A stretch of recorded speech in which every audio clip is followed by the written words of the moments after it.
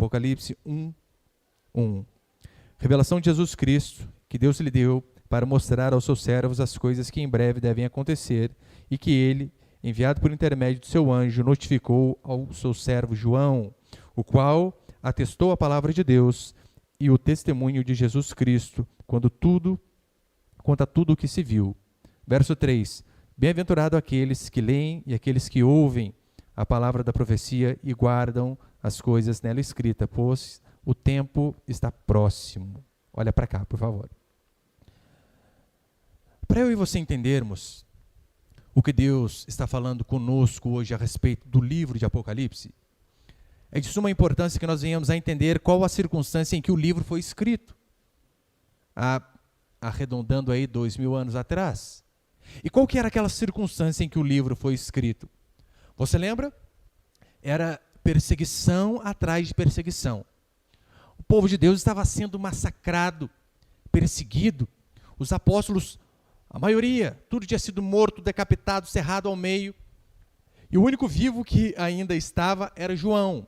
Não porque ele não tinha sofrido, haja visto que João aqui estava preso na ilha de Patmos. E alguns historiadores vão dizer que João foi jogado dentro de um caldeirão ou algo parecido com óleo fervendo e Deus miraculosamente o salvou. Mas independente disso, vivo, só sobrou ele, todavia preso e numa ilha, o Guantánamo de sua época. Essa era a circunstância quando o Apocalipse foi escrito. William Hendrickson, ele vai dizer assim: Apocalipse é uma resposta às necessidades gritantes dos crentes perseguidos, feridos e afligidos. Apocalipse fala da necessidade de que nós, como cristãos, diante da angústia, da perseguição, dos problemas, das enfermidades, do luto, da morte, de que nós devemos nos manter fiéis ao Senhor. Porque esta foi a intenção quando esta carta foi escrita. Devido a tanta perseguição, Deus arrumou um consolo para o seu povo. E o consolo foi justamente através da carta, do livro de Apocalipse. Apocalipse vai falar de cristãos perseguidos, decapitados, mortos. Eu sei que hoje em dia muitos evangélicos creem apenas no Deus que sempre provê livramento. Mas se você ler a Escritura, você vai ver que esse Deus que por diversas vezes provê livramento, muitas vezes também não provê. É bonito a gente olhar para a história de Daniel e vermos Daniel livre da cova dos leões. Vermos Sadraque, Mesaque e Abidnego livres da fornalha. Louvado seja Deus por isso. Só que leia também Hebreus capítulo 11, onde diz que homens foram comidos por leões, cerrados ao meio, mortos a fio da espada, e todo tipo de desgraça cometeu aquele povo. Mas você sabe que as coisas, elas não mudam. Se eu e você, de fato, formos fiéis ao Senhor, ainda que não venhamos a desfrutar pela graça de Deus de uma perseguição como esta, seremos perseguidos. Se você for um cristão genuíno, meu irmão, é certeza de você ser perseguido. Olhe, por exemplo, nos países do Oriente Médio. A perseguição lá não é muito diferente desta perseguição aqui de Apocalipse. Algumas ONGs chegam a estimar que cerca de 150 mil cristãos morrem por ano devido à perseguição em países muçulmanos, em países comunistas como Coreia do Norte, como China e vários outros. Agora, se você for fiel com o seu posicionamento em relação àquilo que a Escritura diz, pode ter certeza, a perseguição também acontecerá, ainda que não seja nestes moldes. Mas experimente, por exemplo, se posicionar em relação a alguns assuntos que na Escritura é claro, como o papel do homem e o papel da mulher dentro do lar. Faça isto. Eu tenho certeza que você vai ser perseguido. Experimente, você que é mulher, dizer que o marido é o cabeça da sua casa, que ele é quem governa, e que você é submissa, no sentido não de ser escrava, mas submissão, no sentido de estar debaixo da mesma missão. Fale isso lá no seu círculo familiar. No seu círculo familiar. E diga isso. Eles vão dizer que você é louca. Se eu e você formos fiéis, de acordo com a palavra do Senhor, é necessário que sejamos perseguidos. Se você não está sendo perseguido, se a sua igreja não é perseguida por aquilo que ela prega, você precisa reavaliar o seu cristianismo. Como assim? O mundo e a igreja conseguem aplaudir você simultaneamente, algum problema com a gente. Então, uma das grandes mensagens aqui de Apocalipse é de resistência. De que eu e você devemos resistir, mesmo diante das dificuldades, diante dos problemas, diante das angústias. Talvez um termo mais novo seria resiliência. O que é resiliência? Resiliência, imagine um bambu verde, onde ele enverga e não quebra, e depois ele volta à sua forma natural. Eu e você, como cristãos, somos chamados, sim, para sermos resilientes, resistentes, no mundo onde a nossa fé será perseguida. E Apocalipse, então, ele é um livro que nos traz força, fé e consolo para sustentar, para suportar as adversidades aqui deste mundo. Eu quero passar alguns princípios aqui. Põe ali o primeiro, Vinícius, por favor. Mas o primeiro princípio é o seguinte: Apocalipse é uma revelação do amanhã e de hoje.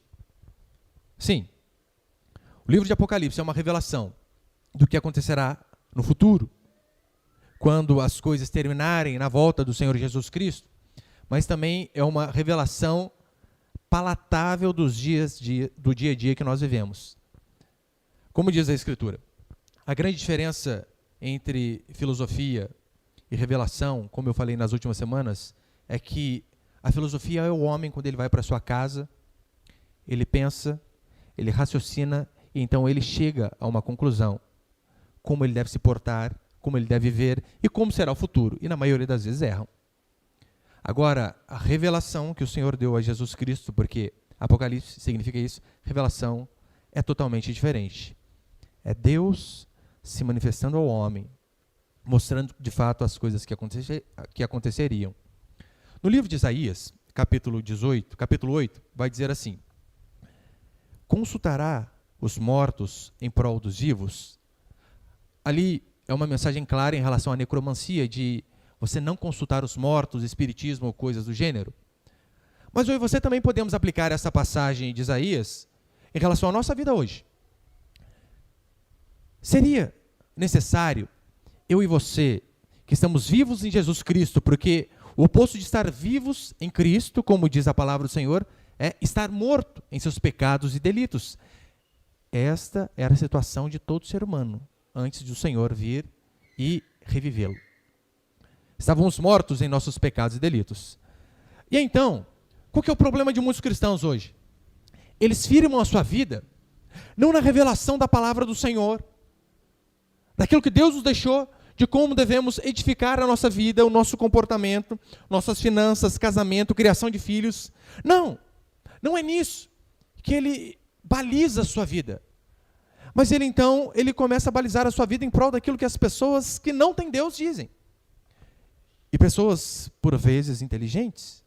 Semana passada eu dei o exemplo do filósofo Platão, um dos homens mais inteligentes que já pisaram aqui na Terra. Platão, ele era muito inteligente. Todavia, ele errou feio quando ele propôs uma sociedade perfeita. E nessa sociedade perfeita, as crianças, elas eram educadas pelo Estado. E não pela família, não pelos pais. A prova de que Platão errou é só você olhar ao nosso derredor. Olhe como estão os nossos jovens. Não há respeito mais. Não se chama pai e mãe nem de senhor e senhora. Agora é velho, é mano, é meu. Olha para os jovens que nós estamos escolhendo hoje em dia. O respeito sumiu. Mas as pessoas ainda teimam em não balizar, não fundamentar a sua vida na Escritura, mas sim naquilo que homens ímpios, sem o Espírito Santo, dizem. Conhece aquela música? Bem antiga. Antigamente as músicas eram mais bonitas, né? Hoje estão bem perdidas. Lembra aquela música? Eu sei que vou te amar, por toda a minha vida eu vou te amar. Cada despedida eu vou te amar. Desesperadamente eu sei que vou te amar. Nossa, maravilhosa. Escrita por Vinícius de Moraes. Preste atenção na letra. Eu sei que vou te amar, por toda a minha vida eu vou te amar. Diz o homem que casou 9 vezes. 9. Aonde você fundamenta a sua existência? São em canções de homens vazios de Deus? Ou é naquilo que a Escritura nos diz? Você escolhe o alicerce em que quer construir a sua casa. ainda que sejam coisas boas que homens ímpios possam nos dizer. Devemos colocar frente a frente com a Escritura, para ver se de fato o que ele diz tem a ver com a palavra. Se não tiver, rejeite-o. E é interessante que Jesus Cristo ele vai dizer aqui no verso 3, ele termina dizendo assim, né? Pois o tempo está próximo. Na última semana eu disse que a expressão últimos dias na Escritura, ela não se refere apenas aos 45 minutos do segundo tempo deste mundo ao qual nós vivemos, mas ela se refere da primeira vinda de Jesus Cristo até a sua segunda vinda, ou seja, até a sua volta. Quando nós lemos essa expressão aqui em Apocalipse, em toda a Escritura, a respeito dos últimos dias, a Escritura está falando do período em que Jesus veio, há 2000 anos, até o período que ele voltará. Ou seja, nós estamos exatamente no meio deste período. Ou mais para o final, não se sabe, mas nós estamos vivendo esses últimos dias. Então, Apocalipse ele fala em relação ao que acontecerá amanhã, mas também em relação ao que acontece hoje. E a prova são as profecias se cumprindo. Olha para você ver. Apocalipse é destinado, o seu destinatário são as igrejas da Ásia. E você vai ver à medida em que nós fomos estudando este livro, que as igrejas têm tudo a ver com as igrejas hoje. O que nós precisamos fazer é apenas mudar a questão da aplicação. Mas perceba, Deus, ele teve homens extremamente sábios que pisaram neste mundo, Platão, Sócrates, Aristóteles e vários outros. Mas perceba, quando ele vai se revelar ao homem, em relação a como será o fim das coisas, ele não vai aos filósofos gregos. Ele vai a um povo totalmente sem pedigree. Ele vai aos cristãos, a pessoas simples. Há um João Batista que mal sabia se vestir de pelo de camelo. Ele vai a Maria, serva humilde. Ele vai a Pedro, pescador, e então se revela a esses homens, e se revela a João, se revela a sua igreja. É por isso que você que é mãe, que você que é dona de casa, que você que é uma simples mulher que talvez não tenha estudo nenhum, você consegue ser muito mais profunda do que Platão foi, quando você fala a respeito do final dos tempos. Porque Platão não sabia nada a respeito dessas coisas. Ele elucubrou e elucubrou errando. Agora, uma mãe, uma dona de casa, uma cristã genuína, quando ela diz para o seu filho assim, o filho começa a perguntar, mãe, de onde nós viemos? A mãe fala assim, nós viemos de Deus e vamos voltar para Deus. Essa é uma pergunta que filósofo nenhum sabe. Por que você acha que eles ficam pensando o tempo todo? Ser ou não ser, eis a questão. De onde vim e para onde vou? Daí está lá, a dona Maria de coquinha na cabeça, saiu no pé dizendo para o seu filho, nós viemos de Deus, passamos pelo hospital, frequentaremos o cemitério e voltaremos para Deus. Ela sabe a essência da vida. Por quê? Porque Deus se revelou justamente a esses, aos pequeninos, aqueles que não são tão instruídos assim. O segundo princípio, põe ele por favor, Vinícius. O segundo é o seguinte, o segundo princípio nós vemos a descrição de Jesus Cristo aqui no capítulo 1. Se você ler o capítulo 1, dá uma descrição, é claro que não é literal, como eu expliquei nas últimas semanas. Jesus Cristo ele é visto como uma espada saindo de sua boca, seus pés como bronze polido, seu cabelo branco como a neve, ele brilha como o sol ao meio-dia, com o sol na sua força. Mas quando diz que Jesus ele está em poder e glória, como nós vemos nessa descrição, é apenas uma antítese, é apenas uma oposição a como o nosso Senhor Jesus Cristo terminou os seus dias terrenos aqui. Você lembra como Jesus terminou os evangelhos? Como terminou a sua vida aqui? Ele crucificado, no meio de 2 ladrões, onde aqueles soldados romanos diziam, olha, você não salvou a tanto, salve-te a ti mesmo. Prova que é Deus, desce da cruz. Ou seja, o nosso Senhor, a sua vida terrena aqui terminou em fraqueza, humilhação. E então o Apocalipse retrata Jesus Cristo totalmente oposto a como ele terminou aqui na terra. Retrata ele com poder, com glória.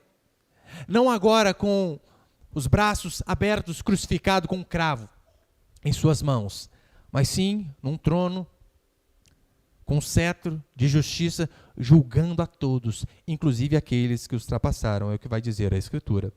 Portanto, Ou você se arrepende diante daquele Jesus Cristo na cruz, ou você será julgado diante de um rei em glória e majestade, totalmente furioso contra aqueles que não se arrependeram de seus pecados.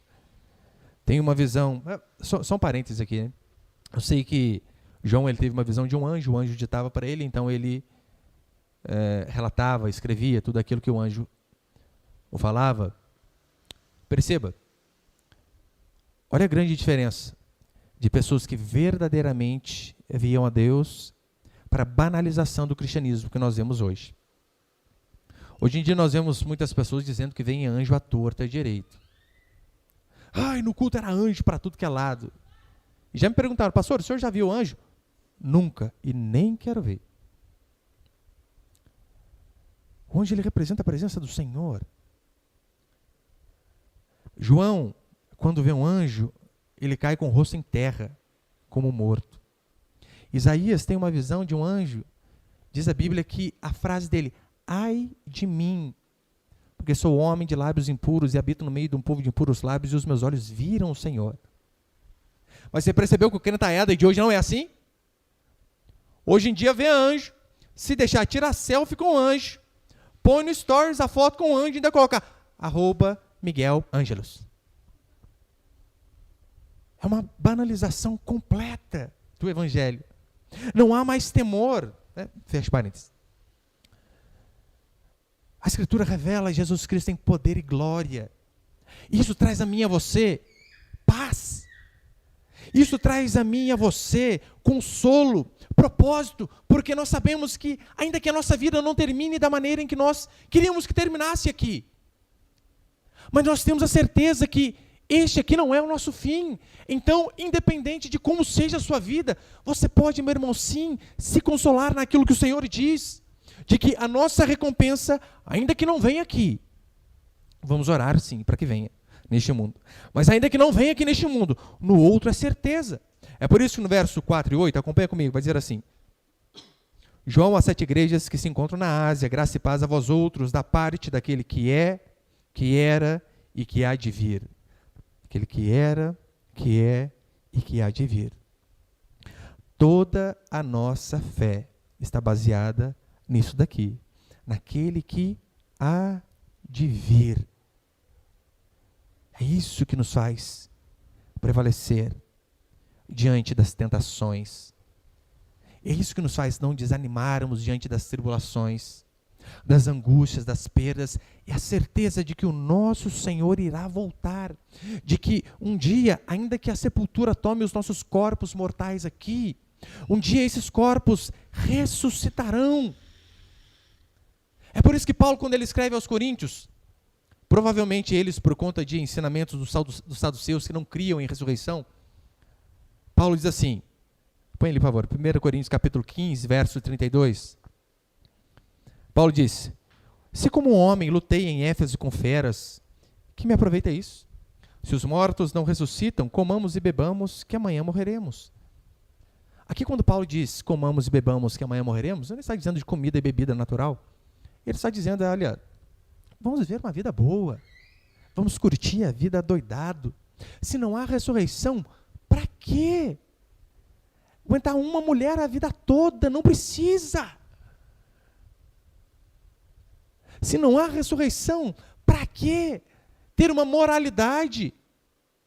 Para que criar filhos que glorifiquem ao Senhor? Não há necessidade.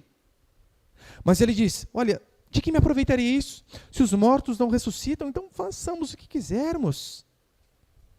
Mas sabemos que haverá ressurreição. E a prova disso é que Jesus vai dizer que ele foi o primeiro dos mortos. E se ele foi o primeiro, com certeza nós veremos também posteriormente. Portanto, não é perdido uma vida fiel a Deus.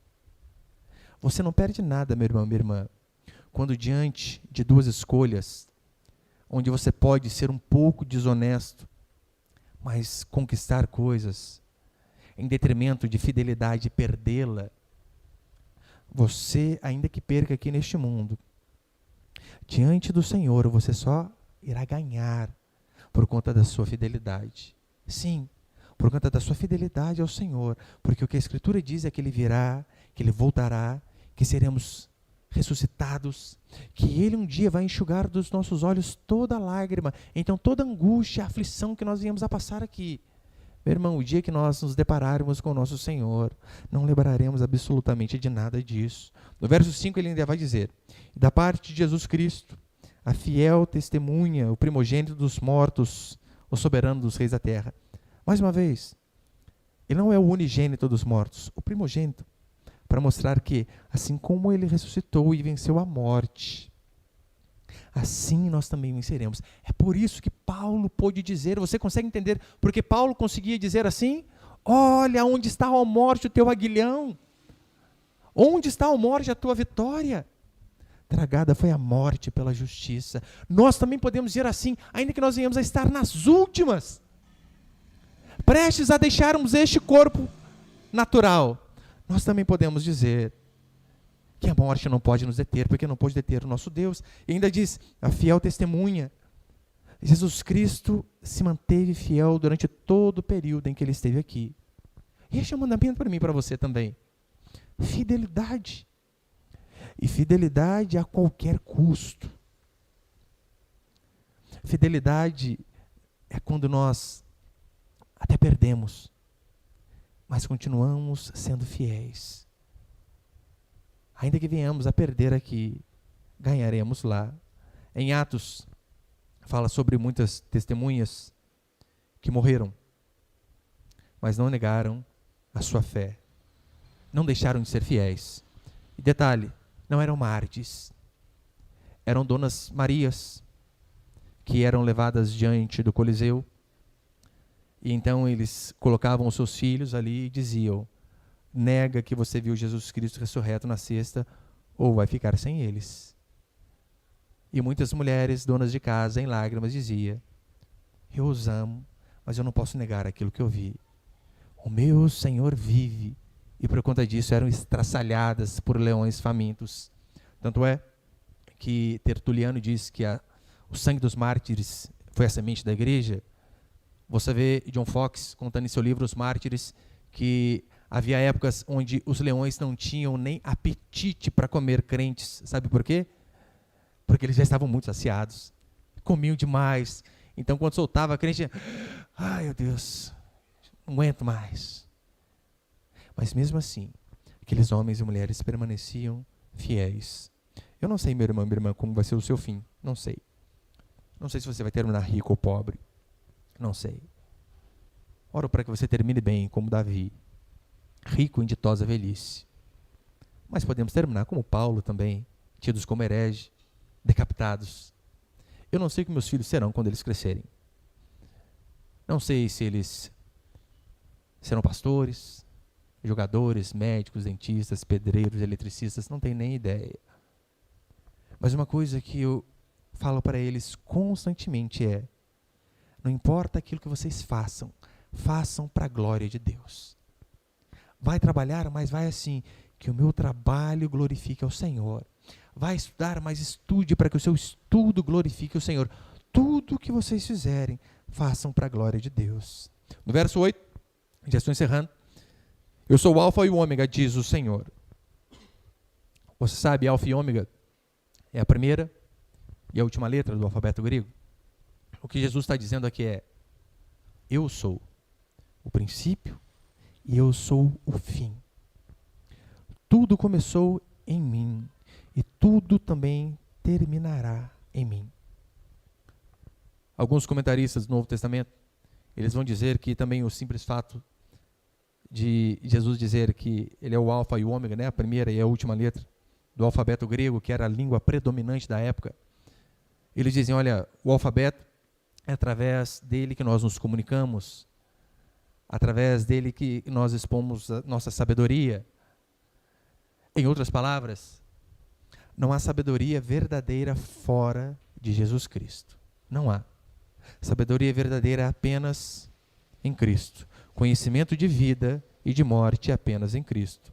No verso 16, ele vai dizer assim, tinha na mão direita 7 estrelas, e da boca saía uma espada afiada de 2 gumes. O seu rosto brilhava como o sol na sua força. tinha na mão direita 7 estrelas. O contexto do capítulo vai dizer que Jesus ele passeava no meio de 7 candeeiros, que eram as 7 igrejas, e 7 estrelas estavam na sua mão, e aquelas 7 estrelas são 7 anjos. Há 2 interpretações para essa passagem, e qualquer uma que você escolha é indiferente. Mas alguns dizem que ali o anjo era um anjo literal mesmo. Outros, a maioria, vão dizer que o anjo é o pastor responsável pela igreja. É porque, perceba, a mensagem vai ao anjo da igreja e o anjo transmite à congregação. E, por conta disso, alguns vão dizer que o anjo ali é o responsável, é o pastor ali da igreja. Mas, independente disso, perceba. O Senhor está no meio da igreja. E aquele que lidera a igreja está nas mãos do Senhor. Todos eles. Seja os verdadeiros, homens de Deus, fiéis à palavra, ou até os falsos que se levantam. Eles também estão debaixo do controle do Senhor. Por isso eu e você não precisamos temer, de forma alguma. Depois do verso 7, ele ainda diz que todo olho verá. Quando a Escritura diz que na volta de Jesus Cristo todo olho verá, aqui nós já conseguimos derrubar aquela doutrina onde Jesus vem escondido. Eu, pelo menos, durante muitos anos aprendi assim no seminário. Olha, Jesus ele vai vir escondido, vai pegar os seus. Essa vai ser a primeira, segunda vinda. Não sei se eu fui confuso. E depois ele virá outra vez, ou seja, a segunda vinda. Igual meio que a Dilma, né? Ninguém ganhar, ninguém perder, vai ganhar ou perder, vai todo mundo perder. Mas acho que eu fui claro. Mas aqui nós já conseguimos derrubar este argumento, porque o que a Escritura diz é que todo olho o verá. Todo olho. Então, eu sei que por conta daquele versículo aqui, Jesus virá como ladrão. Com base nesta passagem, eles chegam a dizer isso. Olha, está vendo? Ninguém vai perceber Jesus vindo, porque ele virá como ladrão. Não é este o significado do texto. O significado do texto em que Jesus virá como ladrão, não é no sentido de que ninguém vai ver, é no sentido de que ladrão não marca a hora. Ou um ladrão, quando vai te assaltar, ele coloca lá para despertar o seu celular. Olha, por favor, quinta-feira, das 7 às 9, não esteja na sua casa, que eu assaltá-lo aí. Ele não faz assim. O ladrão, ele vem de surpresa. Então, é neste sentido que Jesus voltará, com o ladrão, surpresa, sem ninguém saber. E a Escritura vai dizer assim, no verso 7. Eis que vem como as nuvens, e todo olho verá, até quantos o traspassaram. E todas as tribos da terra se lamentarão sobre ele, certamente. Amém. Se lamentarão. Perceba, este lamento aqui que as pessoas lamentarão assim que o nosso Senhor voltar, não será um lamento de arrependimento. Não será. Não será um lamento de, eu creio nele. Será um lamento de tristeza de saber, eu tive a oportunidade de me arrepender antes e não me arrependi. Agora, o que me resta é apenas terror. Esta é a palavra. Tanto é que em Apocalipse capítulo 6, verso 16, a Escritura vai dizer que esses homens, ao se depararem com Jesus Cristo, não aquele Jesus Cristo bondoso, morto, crucificado em fraqueza, mas com ele em poder e glória no seu trono, diz a Escritura que esses homens dirão assim, caí ao monte sobre nós, escondei-nos da cólera do Cordeiro.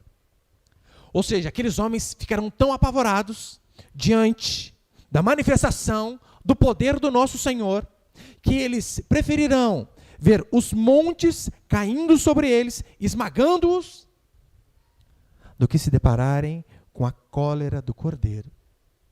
Ou seja, ou você se arrepende diante do Cristo benigno crucificado com os braços abertos, ou você responderá diante de um rei colérico sentado no seu trono com o seu cetro de justiça. E o período que você tem para se arrepender é este, de sua vinda até a sua volta, justamente o período ao qual nós estamos vivendo. E para terminar, eu disse que Cristo, o que ele era, o que ele fez por nós, mas olha que interessante. Primeiro eu disse o que Cristo é, mas Apocalipse vai dizer também tudo aquilo que ele fez por mim e por você. É tão certo que no versículo 5, da parte de Jesus Cristo, a fiel testemunha, o primogênito dos mortos, e o soberano rei da terra, aquele que nos ama e pelo seu sangue nos libertou dos nossos pecados. Mais uma vez, relembre o contexto em que esses servos e servas de Deus receberam esta carta. Perseguição, sofrimento e morte.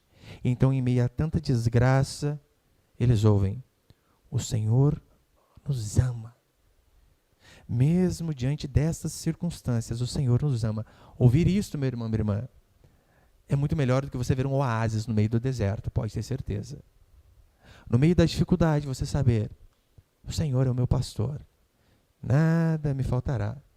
Você saber que, independentemente de angústia, sofrimento, saber que o Senhor continua governando, porque é isso que às vezes nós esquecemos, diante de tragédias, de problemas. Hoje mesmo, estava vendo, minha esposa me contava sobre uma criancinha de 1 ano e 3 meses, morta pelo padrasto, aqui em nossa cidade. Nós somos tendenciosos, diante de uma circunstância dessa, a perguntarmos: cadê Deus? Onde está o Senhor? Mas Apocalipse vem dizer que, mesmo em meio a angústias e sofrimentos, tal como este, as coisas não fogem do controle do Senhor. O Senhor continua governando. E melhor, ama seus filhos e filhas. Isso traz a mim e a você consolo. Ainda que você esteja sofrendo momentaneamente, ou ainda que você sofra uma vida toda. Eu sei que muitos pegam de forma literal aquela passagem onde diz que o choro pode durar uma noite, mas a alegria vem pela manhã. E eles colocam uma noite como uma noite de 12 horas, mais ou menos. Mas você sabe que não é verdade. Há algumas noites que duram 30 anos, 70 anos. Há noites que duram uma vida toda.